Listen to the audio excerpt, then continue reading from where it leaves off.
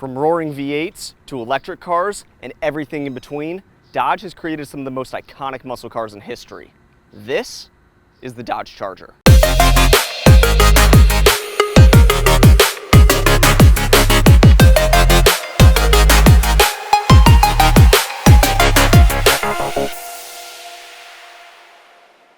The story begins in 1966 with the Dodge Charger, a fastback pony car with several engine options. The top of the line was a 426 Hemi.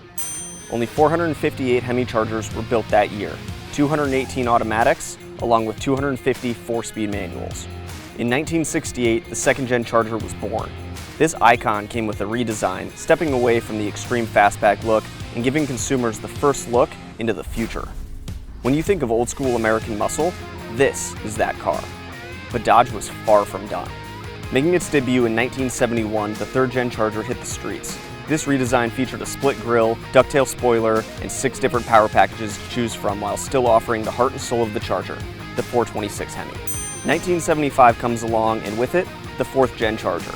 This time, Dodge set its sights on the personal luxury car market, giving the Charger a more spacious feel, adding 10 inches to the car's length, but keeping the roots under the hood and offering V8s exclusively. As sales decreased, mainly due to the oil crisis of the 70s, Dodge knew they needed to make a change. The Gen 5 Charger debuted in 1981, shifting from performance to economy. Dodge ended the option for a V8 engine, instead offering a variety of 4 cylinders. Most notably, the Shelby Charger featuring a 2.2-liter turbocharged engine, making a whopping 175 horsepower. Now don't get me wrong, I love hot hatches as much as the next guy, but Chargers are synonymous with size, power, and of course V8 engines. Calling that a Charger is like calling a house cat a lion. As time went on, the sales did not, thus ending the story of the Charger. Until. After almost 20 years of darkness, the Charger came out of the shadows, and this time with a vengeance.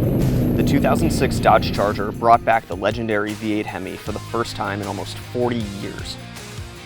The RT model made 340 horsepower and 390 feet-pounds of torque, and if that wasn't enough, Dodge also introduced something special, the Charger SRT8. This beast had a 6.1-liter V8 with 425 horsepower and 420 feet-pounds of torque.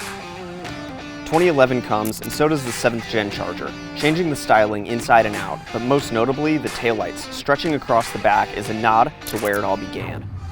In 2015, the Charger got a facelift, updating the headlights, front bumper, and minor interior changes. Dodge also added something special to the lineup, the Dodge Charger Hellcat, a 700 horsepower beast that can drain a fuel tank in 11 minutes.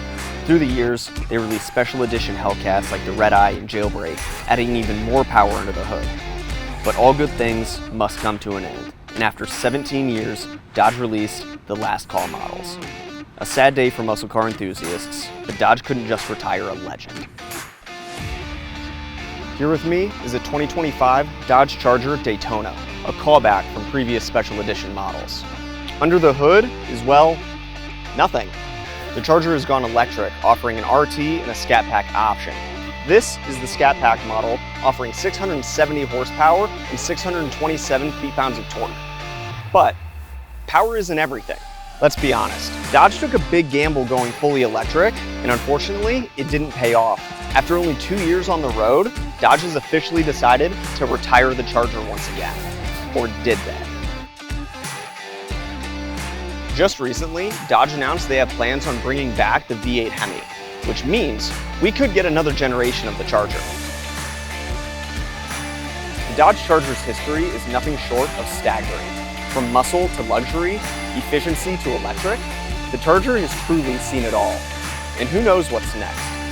But there is one thing for certain. The Dodge Charger has built a legacy that will live on for generations and a name that will never die.